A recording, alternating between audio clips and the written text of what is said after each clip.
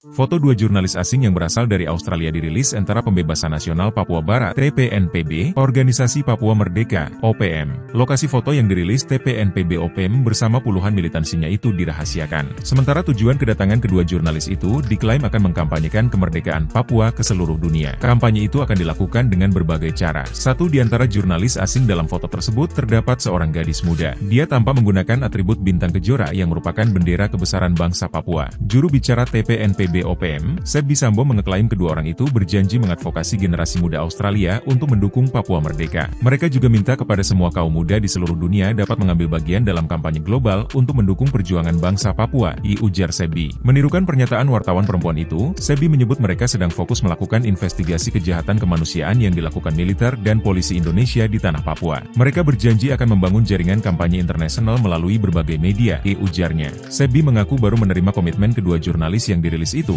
meski wajahnya disensor. Untuk membuktikan dukungannya, mereka telah mengirim 4 foto sebagai bukti dukungan, jelasnya. Adapun berita investigasi yang tengah dikerjakan tersebut hampir rampung, dan akan segera dipublikasikan, kata Sebby.